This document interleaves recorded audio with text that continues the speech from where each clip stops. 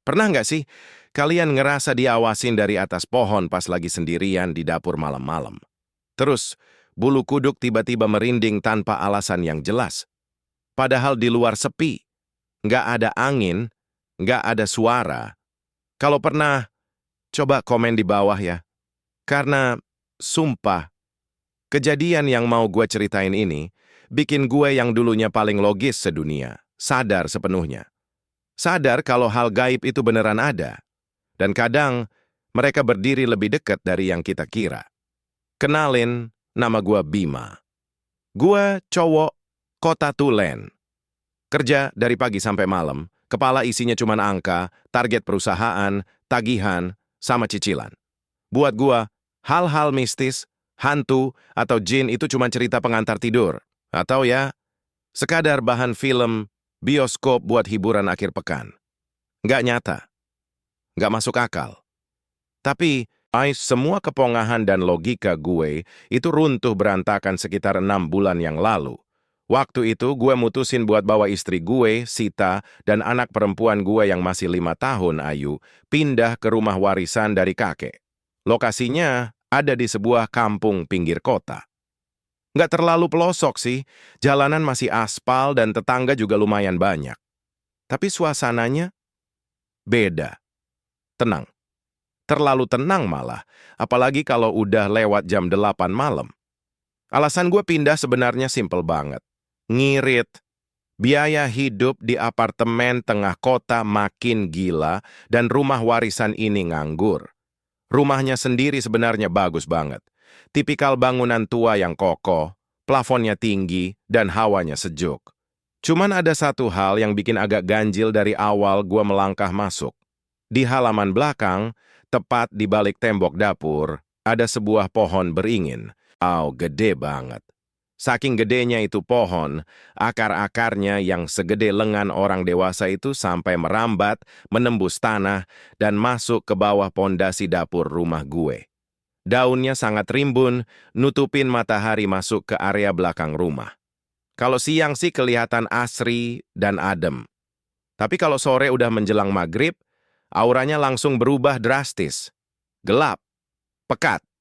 Kayak ada mata yang selalu ngeliatin kita dari sela-sela daunnya. Gue sih awalnya cuek aja. Namanya juga pohon tua, pikir gue waktu itu. Suatu sore, pas kita masih sibuk beres-beres barang pindahan, Ayu lari-lari kecil dari arah pintu belakang dapur. Dia bawa sesuatu di tangannya, wajahnya kegirangan. "Pah, lihat! Ayu nemu gelang bagus di bawah pohon," serunya sambil nyodorin barang itu ke gue. Gue perhatiin barang di tangan mungilnya itu. Sebuah gelang kayu, tapi bukan kayu biasa. Kayaknya udah pernah terbakar, warnanya hitam legam dan permukaannya kasar banget. Potongan kayunya diikat pakai semacam tali merah yang udah kusam dan berbau tanah. Sejujurnya, bentuknya agak menyeramkan buat ukuran mainan anak kecil. Aura dari benda itu rasanya berat. Sita, istri gue yang dari tadi lagi nata piring, langsung nyamperin. Mukanya langsung berubah panik. "Astaga, buang aja nak, kotor itu. Kita nggak tahu itu bekas apa," kata Sita. Suaranya agak bergetar cemas. Insting keibuannya mungkin udah ngerasa ada yang nggak beres. Tapi dasar gua waktu itu orangnya terlalu rasional. Dan mungkin terlalu menggampangkan segala hal. Gua malah ketawa kecil. "Udah, nggak apa-apa, Ma. Namanya juga anak-anak nemu barang unik. Nanti dicuci aja pakai sabun sampai bersih. Ya, Ayu." Ayu nengangguk senang dan langsung lari bawa gelang itu ke kamarnya. Kesalahan pertama gue, mengizinkan barang dari luar rumah, terutama dari bawah pohon beringin itu, masuk ke dalam area suci keluarga gue, ke dalam kamar anak gue. Malam harinya, udara entah kenapa gerah banget. Padahal di luar lagi gerimis. Kipas angin di kamar kayak nggak ada gunanya muter. Gue tidur-tidur ayam, bolak-balik cari posisi yang pas tapi nggak ketemu. Tepat di tengah malam gue akhirnya tertidur. Dan gue mimpi, tapi mimpinya aneh. Terasa sangat Sangat nyata. Dalam mimpi itu gue lagi jalan ke dapur mau ambil air minum karena haus banget. Dapur keadaannya gelap gulita, cuman ada pantulan cahaya bulan pucat dari jendela kaca di atas wastafel. Pas gue lagi nuang air dari teko ke gelas, tiba-tiba bulu kuduk gue berdiri. Gue dengar ada suara napas. Suaranya berat, serak dan basah. Kayak suara napas makhluk besar yang paru-parunya penuh cairan. Suaranya bukan dari belakang punggung gua, bukan juga dari luar jendela, tapi dari atas. Gua pelan-pelan mendongak ke arah atas lemari dapur yang nempel ke plafon. Di sana ada bayangan hitam. Duduk jongkok menatap gue. Ukurannya besar banget sampai-sampai kepalanya yang dipenuhi rambut aut-autan itu hampir nyentuh plafon. Dua buah mata merah menyala terang dalam gelap, natap lurus, tajam, menembus ke dalam mata gue. Dan bau badannya, ya Tuhan, baunya perpaduan antara daging busuk yang udah berhari-hari dibiarin di tempat sampah, dicampur sama bau bulu hewan yang hangus terbakar. Sangat menyengat sampai gue beneran merasa mual di dalam mimpi itu.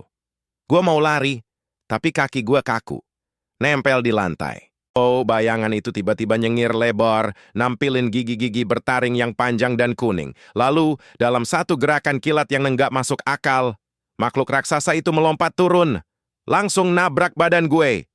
Astagfirullah! Gue terbangun dengan posisi duduk.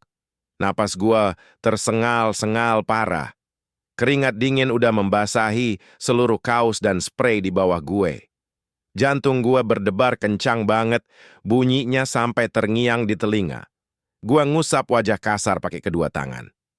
Gila, cuman mimpi, Bima. Cuman mimpi.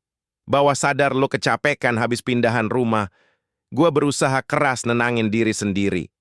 Sita di sebelah gue masih tertidur pulas, nggak sadar suaminya barusan jantungan. Gue tarik napas dalam-dalam lewat hidung buat ngatur detak jantung. Sekali, dua kali. Tapi, tunggu dulu. Pas gue narik napas yang ketiga kalinya, hidung gue menangkap sebuah aroma. Bau ini, bau yang sama persis kayak di mimpi tadi, bau daging busuk bercampur bulu hewan yang terbakar, baunya nyata, benar-benar nyata, merayap pelan di udara kamar. Ini bukan sekadar sisa halusinasi dari mimpi buruk. Bulu kuduk gue langsung berdiri serempak dari tengkuk sampai punggung. Gue menajamkan penciuman, menoleh perlahan ke arah pintu kamar yang sedikit terbuka. Darah gue seakan berhenti mengalir saat gue sadar dari mana sumbernya. Bau karakteristik yang bikin mual itu. Menguar tipis-tipis. Keluar dari celah bawah pintu kamar Ayu. Anak gue. Malam itu, dengan kaki gemetar, gue turun dari kasur. Bau hangus itu makin pekat. Gue buka pintu kamar Ayu pelan-pelan. Kriet. Ayu tidur pules. Melingkar. Memeluk guling. Napasnya teratur. Gue hela, napas panjang. Gue jalan ke arah jendelanya yang sedikit kebuka. Bau itu ternyata masuk dari luar, ke bawah angin malam.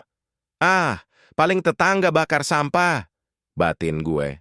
Logika gue kembali bekerja, mengambil alih rasa takut dengan sangat cepat. Mungkin ada bangkai tikus yang ikut kebakar di tempat sampah warga, biasalah di kampung. Iya, pasti itu, harus itu. Gue tutup jendela rapat-rapat kunci slotnya dan balik ke kamar. Malam itu gue paksa mata buat merem, walau deg-degan itu masih sisa sedikit di dada. Hari-hari berikutnya, kehidupan berjalan normal. Atau seenggaknya, gue ngerasa normal. Tapi pelan-pelan, rumah ini mulai nunjukin sifat aslinya. Perubahan-perubahan kecil yang kalau lo nggak peka, lo bakal ngerasa itu hal biasa aja.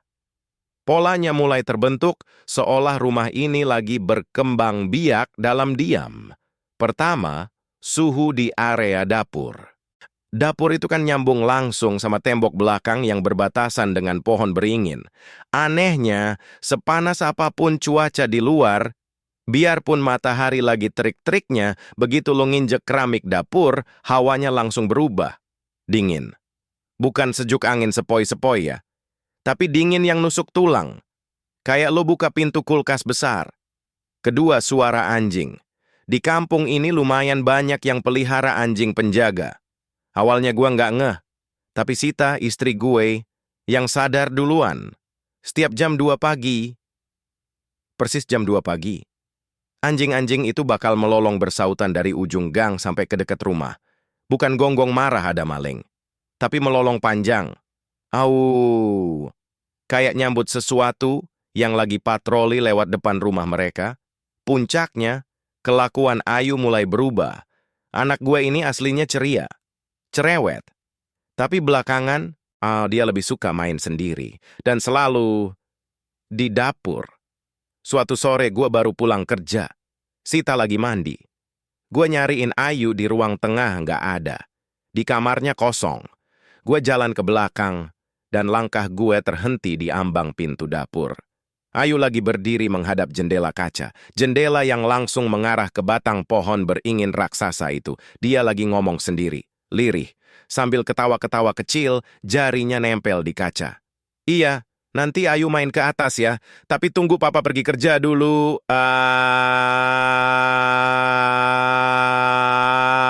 Darah gua berdesir. Bulu kuduk gua meremang tanpa permisi. Gua deketin dia pelan-pelan. Kakak lagi ngobrol sama siapa? Tanya gua. Berusaha senyum walau bibir gua kaku rasanya. Ayu nengok. Wajah polosnya natap gua tanpa beban.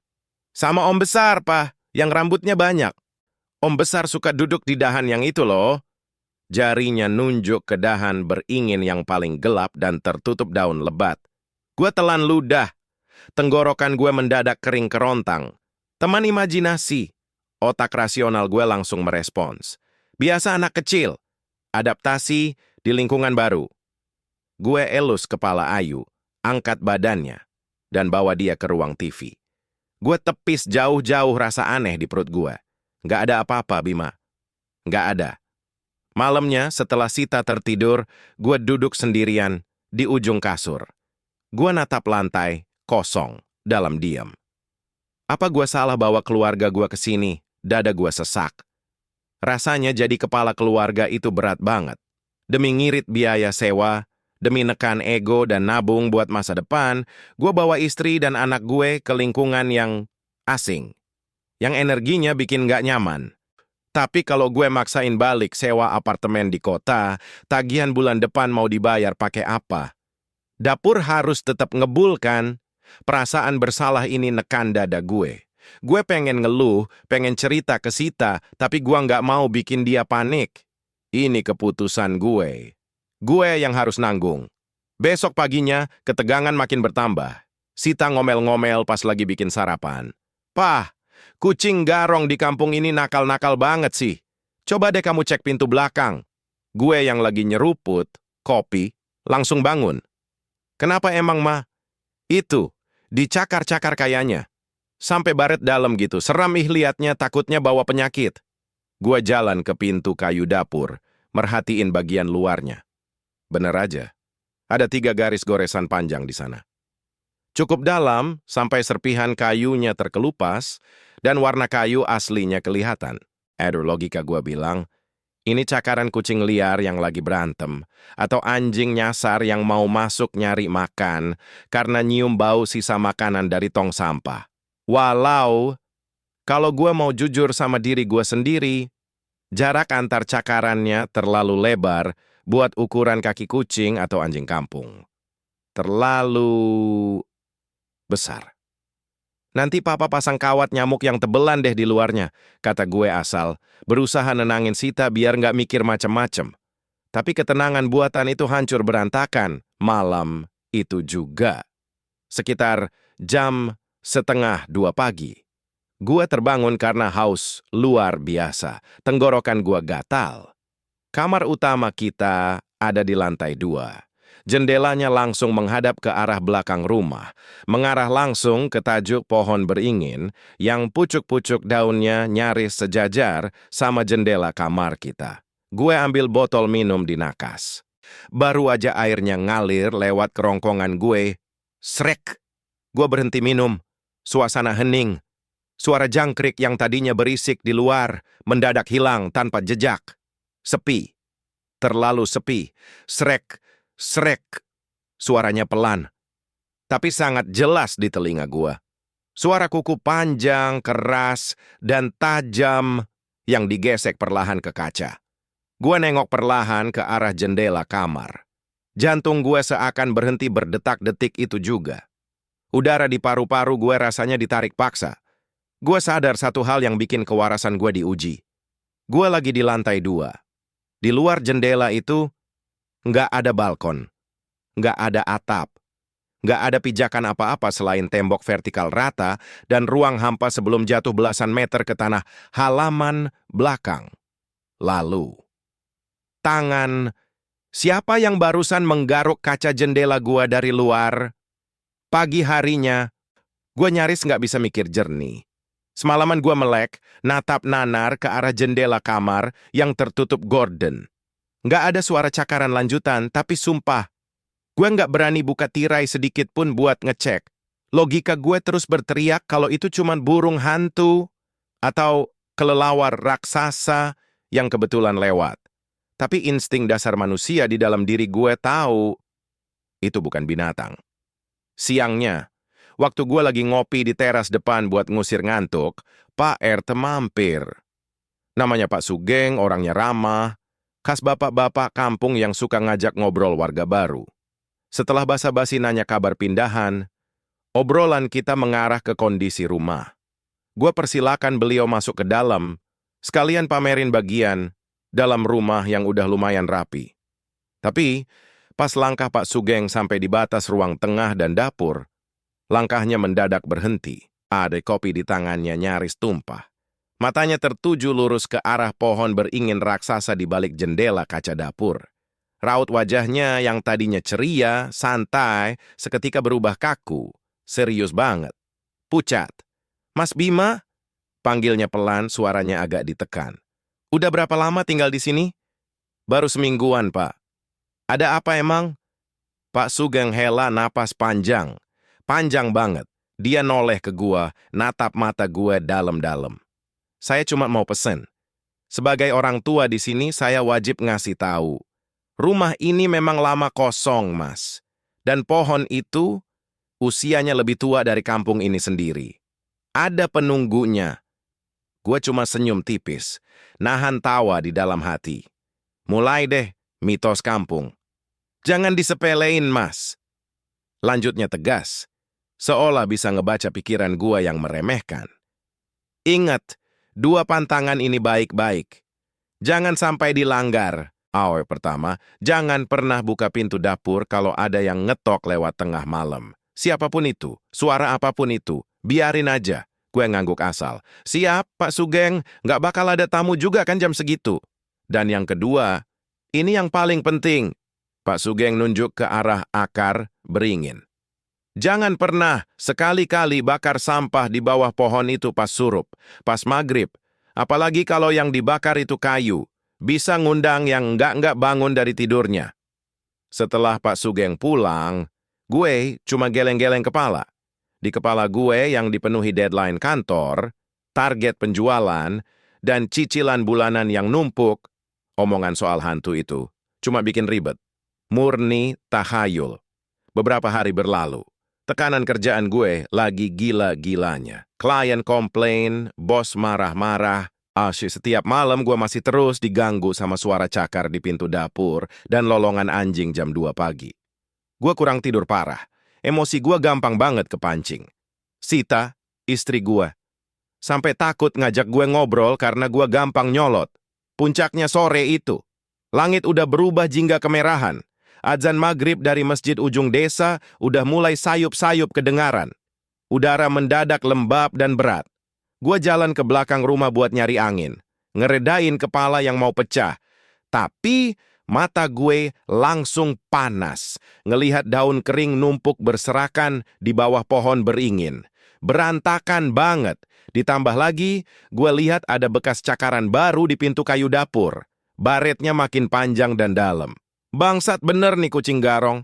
Bikin kotor aja," maki gue dalam hati. Emosi gue udah diubun-ubun. Tanpa pikir panjang, Gua ambil sapu lidi. Gua kumpulin semua daun kering itu tepat di bawah akar beringin yang paling menonjol.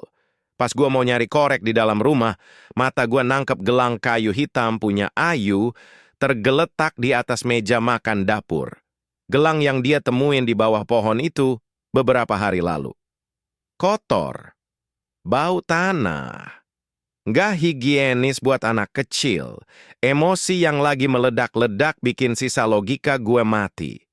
Gue sambar gelang itu, gue bawa keluar, dan gue lempar ke tengah-tengah tumpukan daun kering. Lalu persis saat suara azan maghrib berkumandang penuh, membelah kesunyian kampung, gue nyalain korek gas, dan gue lempar ke tumpukan itu. Wush, api menyala. Tapi, ada yang salah. Sangat salah. Apinya nggak berwarna oranye atau merah kemerahan, layaknya api normal. Di tengah cahaya remang-remang sore itu, api yang membakar tumpukan daun dan gelang kayu itu, menyala biru.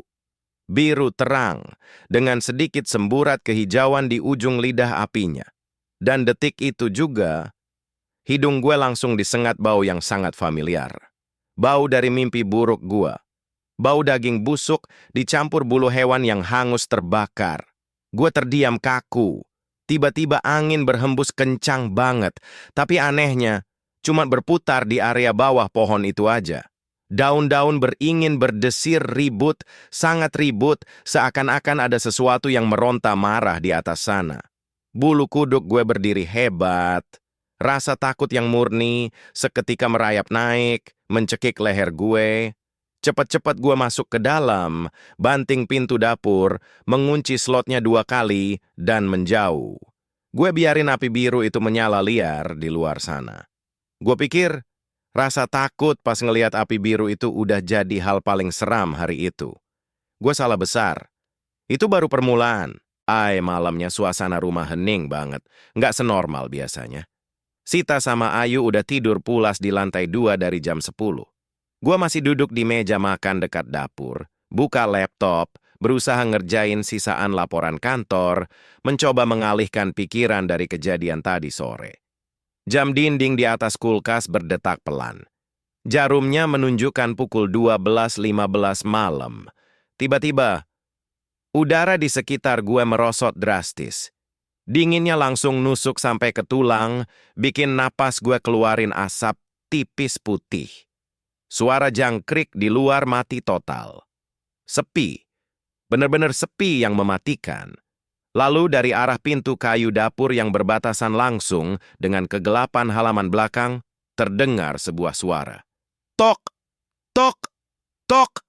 Ketukannya pelan. Sangat berat. Berirama kaku. Seolah ada kepalan tangan yang luar biasa besar. Keras seperti batu, sedang meminta izin untuk masuk ke dalam rumah gue. Napas gue tertahan di tenggorokan. Tangan gue gemetar di atas keyboard laptop. Mata gue terbelalak menatap lurus ke arah pintu dapur. Kata-kata Pak Sugeng tiba-tiba berputar keras di kepala gue, menggema berulang-ulang kayak kaset rusak. Jangan pernah buka pintu dapur kalau ada yang ngetok lewat tengah malam. Hening sejenak. Gua berdoa semoga ketukan itu hilang. Tapi, tok, tok, tok, ketukan itu berulang. Dan kali ini, jauh lebih keras, seolah memaksa gue untuk membukanya. Tok, tok, tok.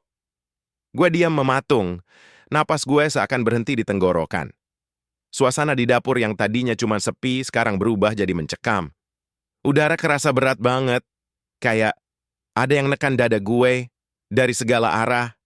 Jam dinding di atas kulkas seolah berdetak lebih lambat dari biasanya. Bunyi ketukan itu makin keras, berirama kaku. Seolah tangan yang ngetuk itu nggak punya tulang, cuma sebongkah daging besar yang dihantamkan ke kayu. Di tengah ketakutan yang menjalar dari ujung kaki sampai ke ubun-ubun, tiba-tiba ego gue sebagai laki-laki ditambah sisa-sisa stres kerjaan yang numpuk, malah ngambil alih. Otak rasional gue mati-matian mencari pembenaran. Nggak mungkin hantu, batin gue. Pasti ini kelakuan anak-anak kampung yang iseng karena gue warga baru. Atau anjing, liar, gede, yang nyium sisa makanan. Gue marah. Beneran marah. Gue merasa ranah privasi gue diganggu. Mengabaikan semua peringatan Pak Sugeng, gue ambil senter besar dari laci dapur, menggenggamnya erat-erat bak senjata. Dengan langkah berat dan napas memburu, gue jalan ke arah pintu kayu itu. Setiap langkah yang gue ambil, udara di sekitar pintu terasa makin membeku. Hawa dinginnya nggak wajar, meresap sampai ke sumsum tulang. Ceklek, gue putar kuncinya, gue tarik slot atas dan bawah. Dalam satu hentakan kasar, gue buka pintu itu lebar-lebar sambil mengarahkan cahaya senter keluar. Hei, siapa di situ? Bentak gue sekuat tenaga memecah kesunyian malam. Kosong, hanya angin malam yang dinginnya luar biasa menusuk langsung menampar wajah gue. Halaman belakang gelap gulita. Cahaya senter gue menyapu tumpukan abu hitam sisa pembakaran tadi sore. Nggak ada siapa-siapa, nggak ada anak iseng, nggak ada anjing liar, sepi nyenyat. Bahkan suara jangkrik pun benar-benar mati, seolah alam sendiri sedang bersembunyi ketakutan. Gue hela napas panjang. Tiba-tiba gue merasa konyol sendiri. Berdiri di ambang pintu jam 12:30 malam sambil bawa senter. Masa iya setan ngetok pintu? Gumam gue pelan, berusaha menenangkan detak jantung yang masih gila-gilaan. Logika gue merasa menang sesaat. Tapi, disitulah gue sadar. Di dunia mereka, logika kita itu nggak ada harganya. Pas gue menarik gagang pintu untuk menutupnya kembali, cahaya lampu neon dari dalam dapur menyorot tajam ke bagian luar daun pintu kayu tersebut. Mata gue membelalak. Tubuh gue mendadak kaku, seolah disiram semen basah. Darah di pembuluh nadi gue seakan berhenti, mengalir detik itu juga. Di sana, persis di tempat yang tadi pagi cuman ada goresan kecil, sekarang terdapat 3 luka cakar yang menganga sangat lebar. Sangat dalam. Ukurannya mustahil. Jauh lebih besar dari telapak tangan pria dewasa yang direnggangkan maksimal. Cakarannya menembus serat kayu jati yang tebal itu, mencabiknya sampai serpihan tajamnya mencuat keluar. Dan yang bikin kewarasan gue nyaris putus. Dari luka cakar yang masih sangat baru itu, mengalir cairan kental. Warnanya gelap, pekat. Mirip getah pohon tua, tapi konsistensinya, baunya, lebih mirip darah segar yang menggenang. Cairan itu menetes pelan ke lantai semen teras belakang. Tes, tes. Gua menelan ludah yang rasanya pahit. Ini bukan hewan. Nggak ada satupun binatang di dunia nyata yang punya cakar sebesar dan sekuat ini. 2 lapis realita gua hancur berantakan. Lalu, udara di sekitar gue mendadak berubah bau. Bau daging busuk yang dibiarkan berhari-hari bercampur dengan aroma anyir darah dan bulu hewan yang hangus terbakar. Bau yang sama persis, kayak di mimpi gue. Bau itu menyengat masuk ke rongga hidung, memenuhi paru-paru sampai gue merasa mual dan ingin muntah. Tiba-tiba, memecah keheningan yang mematikan itu, terdengar suara hahaha. Suara napas. Berat, serak, dan basah. Suaranya tidak berasal dari depan halaman, tidak dari balik semak-semak, tapi dari atas. Tepat di atas kanopi pintu dapur tempat gue berdiri. Dengan leher yang rasanya digembok oleh rasa takut yang luar biasa, gue memaksa diri untuk mendongak pelan-pelan. Senter di tangan gue bergetar hebat, tak terkendali. Melalui celah-celah daun beringin yang rimbun dan hitam. Di atas genteng dapur gue, ada bayangan raksasa. Makhluk itu duduk berjongkok. Ukurannya raksasa, jauh melampaui ukuran manusia normal. Seluruh tubuhnya tertutup bulu lebat yang hitam pekat, menyatu dengan kelamnya malam. Bentuk fisiknya tidak terlihat jelas, baur dengan bayang-bayang pohon. Tapi tekanan energinya, ya Tuhan, tekanan auranya begitu pekat sampai dada gue terasa seperti ditimpa batu seberat puluhan kilo. Udara di sekelilingnya seakan ikut terdistorsi. Dan di tengah bayangan wajah yang mengerikan itu, 2 buah mata merah menyala menatap tajam ke bawah. Menembus tepat ke bola mata gue. Sorot matanya penuh amarah purba, dendam, dan sesuatu yang terasa sangat lapar. Genderuwo, makhluk penunggu pohon beringin, yang pantangannya baru saja gue langgar dengan penuh kesombongan. Gue menatap makhluk itu dengan sisa-sisa kesadaran. Di dalam hati, jeritan keputusasaan pecah. Gue hancur. Ini semua salah gue. Kesombongan gue, keangkuhan logika kota gue telah mengundang malapetaka ke dalam rumah ini. Demi menghemat uang, demi ego gue sebagai kepala keluarga, gue malah menempatkan istri dan anak gue di depan mulut monster. Air mata penyesalan menggenang di pelupuk mata gue. Gue ngerasa jadi ayah dan suami yang paling gagal. Gue ingin melangkah mundur, berlari masuk dan mengunci pintu, tapi otot kaki gue lumpuh total. Makhluk raksasa itu menyeringai di atas sana, perlahan mengubah posisinya, bersiap untuk melompat turun menerkam gue. Persis seperti apa yang terjadi di mimpi itu. Waktu seakan berhenti. Gue menutup mata, bersiap menerima akhir yang mengerikan. Namun, sebelum bayangan hitam itu sempat menjatuhkan dirinya. "Papa!" Sebuah jeritan melengking merobek keheningan malam. Sangat keras, sangat histeris dan penuh teror. Mata gue terbuka lebar. Jantung gue seakan copot. Jeritan itu bukan berasal dari luar. Jeritan itu datang dari dalam rumah. Dari lantai 2. Dari kamar anak gue, Ayu. Jeritan Ayu merobek malam. Adrenalin gue meledak seketika. Rasa takut yang tadi bikin otot gue lumpuh, mendadak kalah total sama insting seorang bapak. Bayangan makhluk raksasa bermata merah di atas genteng itu seolah hilang dari fokus gue. Gue tarik gagang pintu kayu itu sekeras mungkin. Brak! Dengan tangan gemetar hebat, gue kunci slot atas dan bawah. Gue nggak peduli lagi apa yang ada di luar sana. Target gue cuma satu. Lantai 2.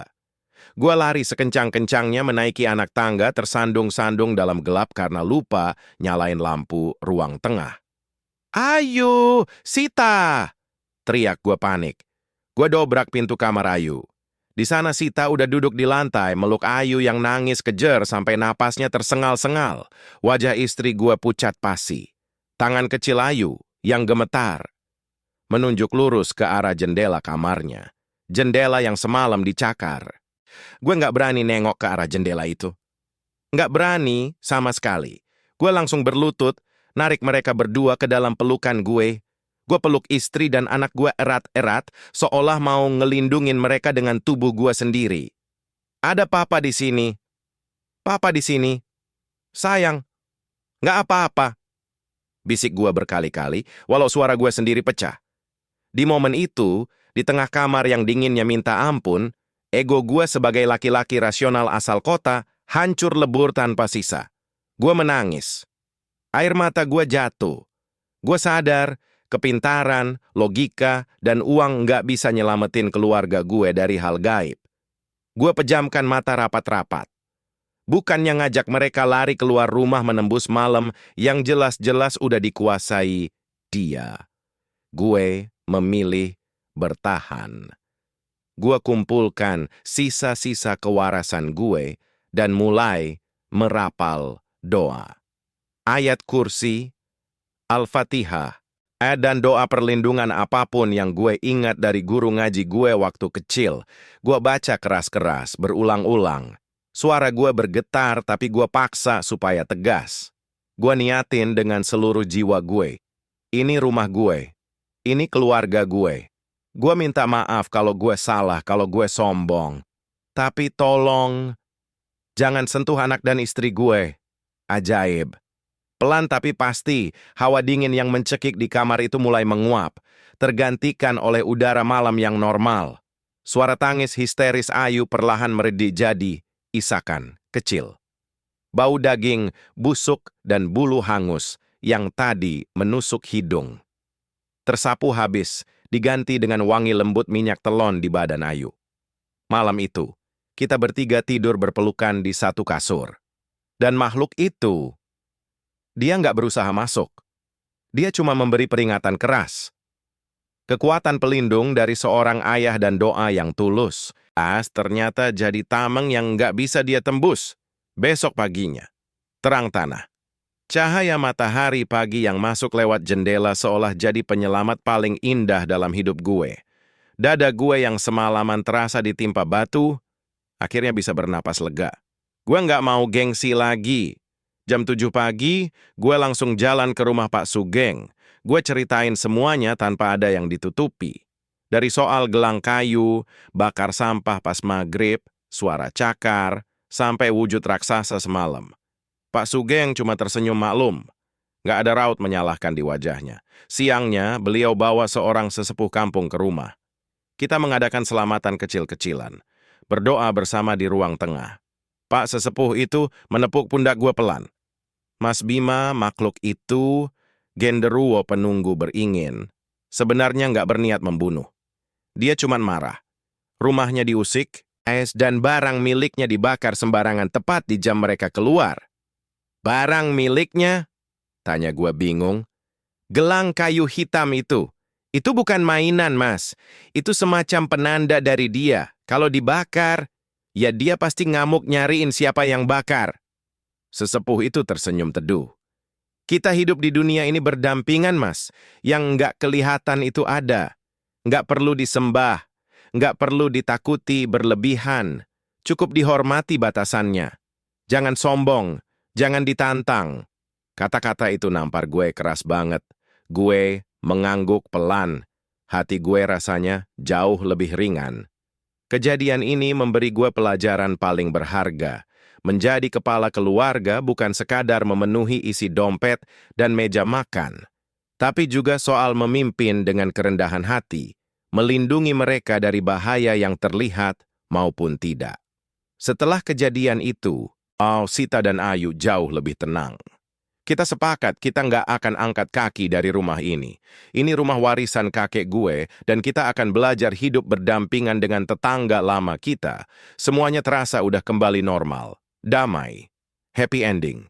Tapi ada satu hal yang bikin gue masih sering merinding kalau ingat kejadian itu. Sebuah misteri yang sengaja nggak gue ceritain ke Sita sampai detik ini. Malam harinya, setelah acara selamatan itu selesai, rumah udah sepi. Sita dan Ayu udah tidur pulas di atas.